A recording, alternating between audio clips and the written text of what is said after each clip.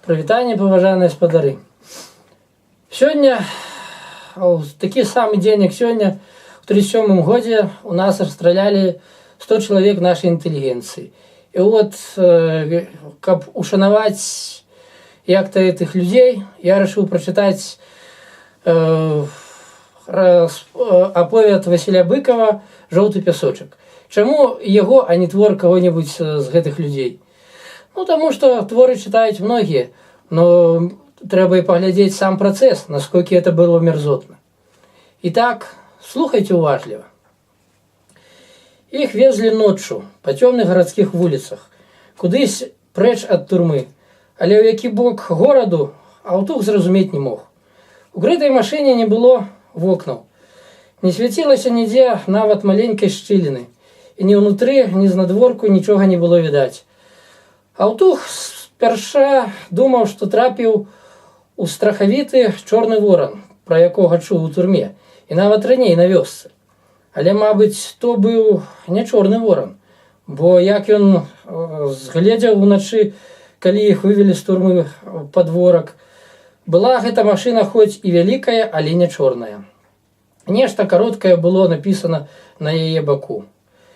Ды ён не разабраў, што, не далі. Пачалі штурхаць, каб хутчэй залязалі ў яе цёмнае нутро. А ў яго якраз развязалася аборына на лапці, і ён, сагнуўшыся, узяўся яе звязваць. Ды тут жа атрымаў злога выспятка ў зад. Гэта той канвой, ці як яго. Малады танклявы вайсковец з вусікамі, які сёння распаражаўся імі. Аўтух таропка улез у машыну, дзе ўжо сядзела чалавек 6 ягоных спадарожнікаў, і стуліся ля самых дзвярэй, якія тут жа з бразганнем зачыніліся. Машына паўзла, ехала па знадворку праз браму, затым па вуліцах, паварочваючы то ў адзін бок, то ў другі. Леваруч ад Аўтуха сядзеў мужчына у скуранцы, якога на пачатку, як арыштавалі, Аўтух бачыў у кабінеце следчага. Але цяпер Аўтух не мог зразумець, чаму той тут. Ці таксама арыштаваны, ці вязе іх у якую іншую турму, а можа на волю? Бо завошта караць Аўтуха, які з яго польскі шпіён. У Польшы не быў ні разу, мала што жыў пры мяжы на хутары і аднаасобна. Во, у тым, што аднаасобна, мабыць, найбольшы яго грэх. Простую аднаасобнасць ён за год натрываўся столькі, што іншаму хапіла б на ўсё жыццё. Таварыш, таварыш, далікатна папіхнуў ён локцем суседа ў скуранцы. Не ведаеце, куды гэта нас? На Кудыкіну гару, не адразу і зласліва адказаў сусед. Нядаўні следчы управы НКВД Сурвіла. Гэта Сурвіла не тое, што Аўтух. Ён і ў цемры за плюшчанымі вачыма мог вызначыць іхні маршрут. Даўно і добра ён ведаў гэтую дарогу. Ад гарадскога цэнтру на ўскраіны і далей паўз прыгарадную вёску да недалёкага ляска, дзе было наркамацкае стрэльбішча. Некалі сам туды вазіў такіх жа, асабліва як служыў у камендатуры.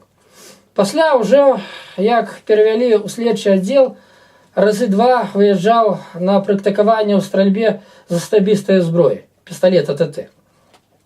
Раней усе чекісты управы былі ўзброенымі рэвальверамі з сістэмы Наган, а летась у першую чаргу следчым выдалі новенькія АТТ.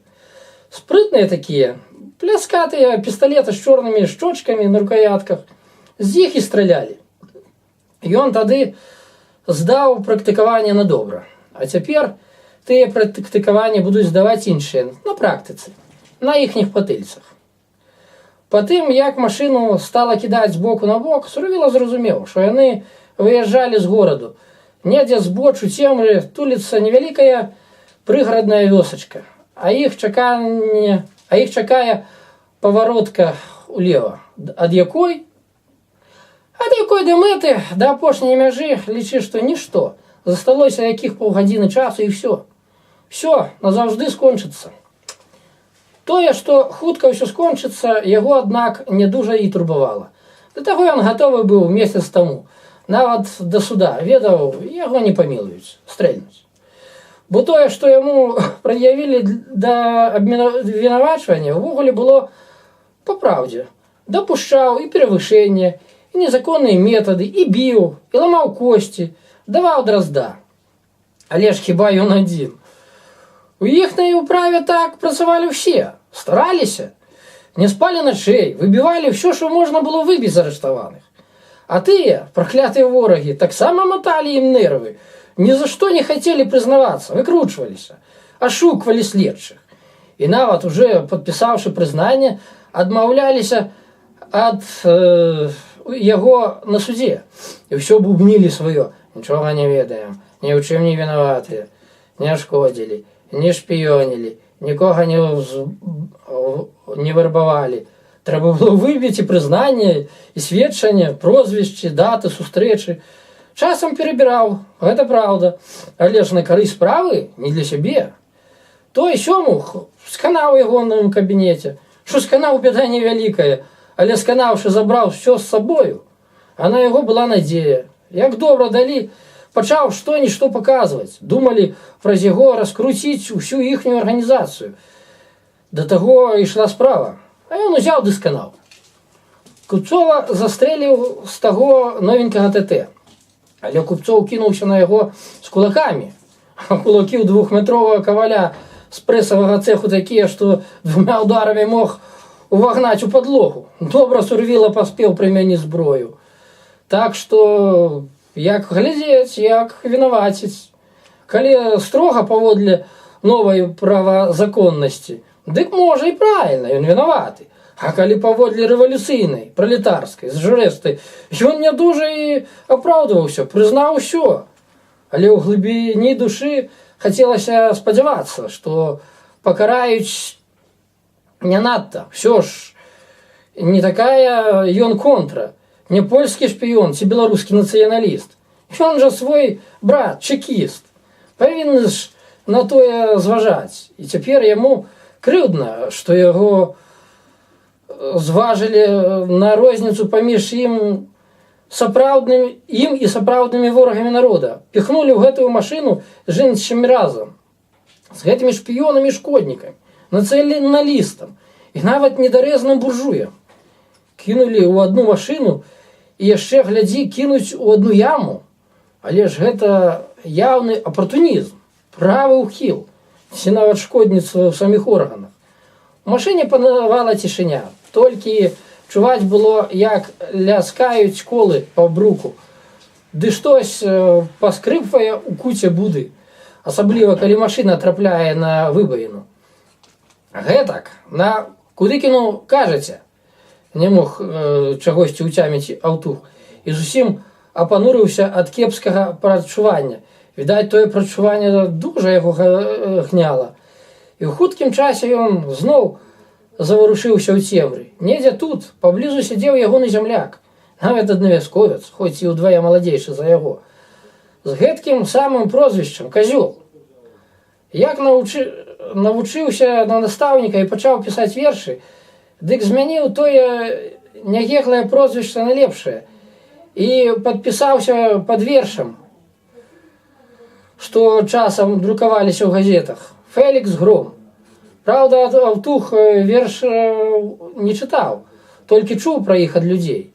Зрэшты, пра вершы на следстве з ім гаварылі мала. Болей пра тое, як гэты Фелікс, Казёл Гром, завербаваў Аўтуха ў сваю шайку. Цяпер Аўтух ціха паклікаў: «Фэля, Фэля!» «Ну», пачулася здаля ў машыне, «куды нас гэта вязуць?» «На выкананне прыгавору», з нядобрым надломам у голасе адказаў Фелікс. І менавіта гэты выразна адчуты надлом яшчэ болей устрывожыў Аўтуха. «Я ўжо на расстрэл. А ты думаў?» «Але ж, я дык думаў, можа яны...» «Памаўчы лепш», абарваў размову зямляк, якому, відаць, па ўсім было не да таго. Сапраўды, размаўляць Феліксу Грому было проста неяк. Пасля допытаў у яго душа балела у грудях, было не ўздыхнуць. І он толькі падзівіўся дзіцячай няўцямлівасці дзядзькі Аўтуха. Не ведае, куды вязуць, ці не хоча паверыць, што ўсё ўжо скончана. Пазаўчора быў суд, 10 хвілін, чыткі загадзя нарыхтаваных папераў, з якіх яшчэ да прысуду ўсё стала зразумела. Відаць, нічога не зразумеў з таго ягоны аднавязковец Аўтух. Ці ўсё думае пра сваю пакінутую аднасобную гаспадарку пад лесам? Фелікс Гром даўно перастаў думаць і пра родную вёску, і пра Менск, дзе жыў і вучыўся, як паступіў у педагагічную тэхніку, і нават пра сваю паэзію, зборнік якой ужо падрыхтаваў да друку і вясной здаў выдавецтва. Цяпер яму ўжо не пабачыць таго зборніка, які, відаць, пакаралі раней за аўтара. А час следства на допытах розныя следчыя наперамен цытавалі старонкі ягоных арыштаваных вершаў, чыталі, крэмзалі і падкрэсвалі рознымі алоўкамі, пільна шукаючы хітра замаскаванай крамолы. Блізкая раніца агністая, на хмарах восені маёй. Што значыць гэтыя вашы хмары? А нічога апроч таго, што значыць хмары наогул. Не, у паэзіі хмары гэта нешта іншае, казалі літаразнаўцы з наганамі на баку. Гэта на небе хмары ёсць хмары, а тут штосьці іншае, цёмнае. Дык што такое хмары? Што вы разумееце пад ранішнімі хмарамі? Ён нічога не хацеў разумець пад хмарамі. Затое нешта разумелі яны, але яму не казалі. Ён павінен быў сам здагадацца пра іхнія думкі і падказаць ад сябе. Вось такое было прызнанне, якога так дамагаліся ад яго, яму было б куды лепей. Але ён не здаваўся і не прызнаваўся.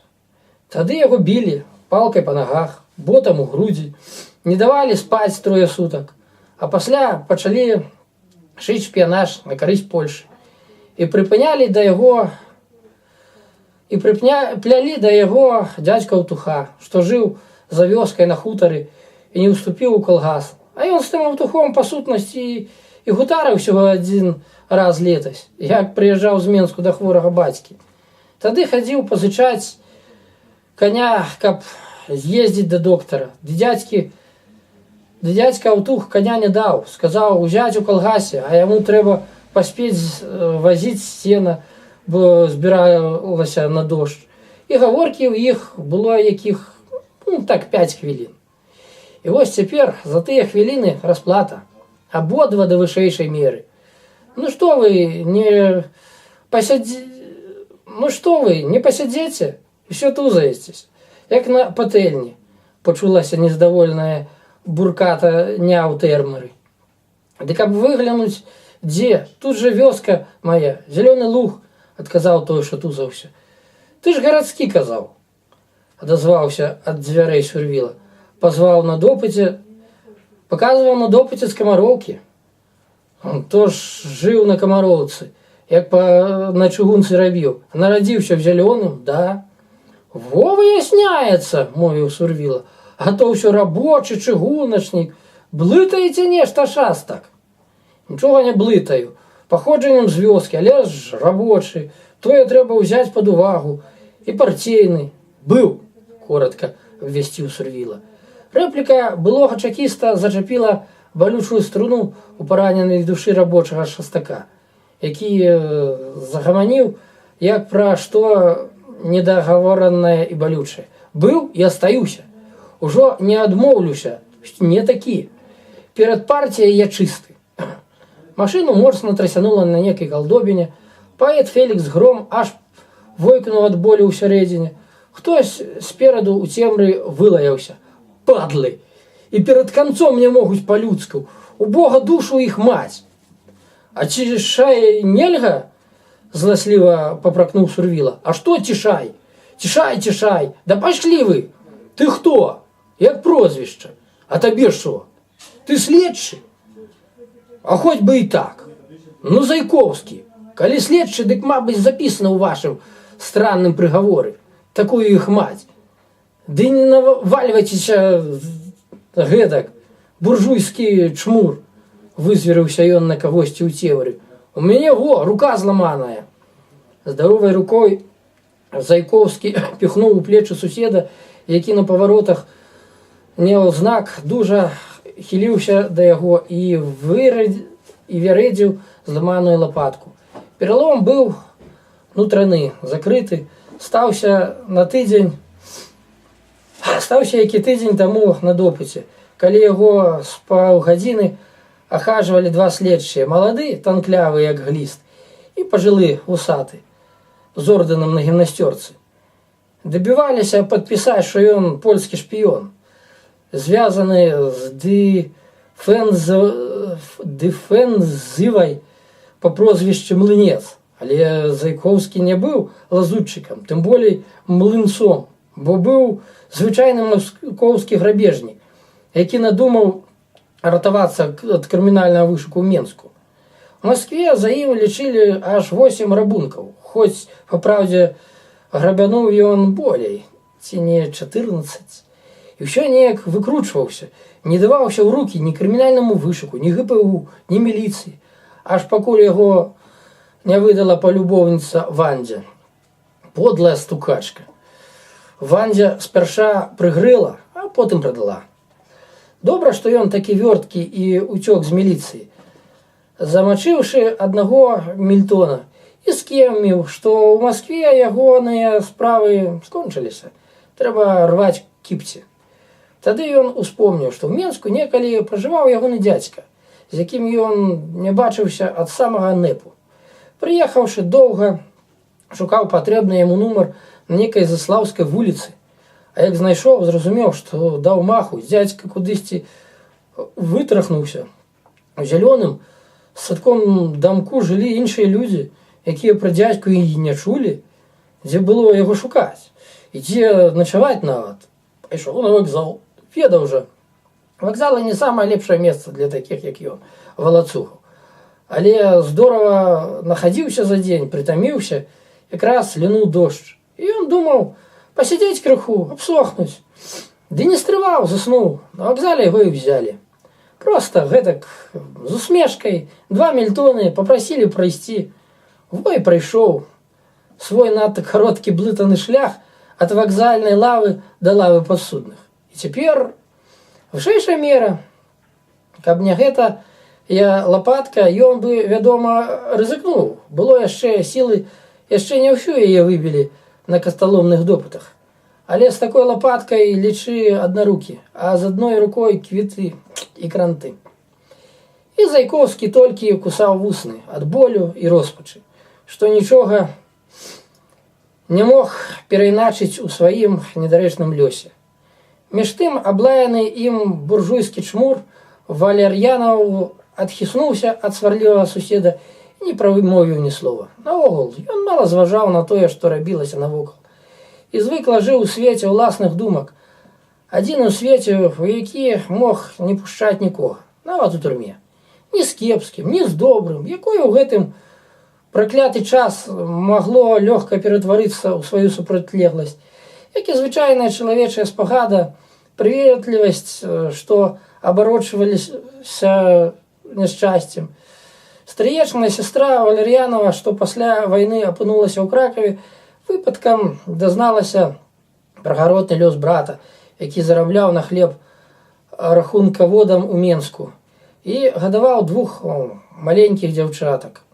Сестра пагадала, вясной пад каталіцкі вялікдзень Валер'янаў атрымаў на пошце маленькі пакуначак з нетутэйшымі штампамі і знайшоў там 2 дзіцячыя сукеначкі, белыя панчошкі, безапасную брытву для сябе і пакетик цукерак у блішчастых абгортках.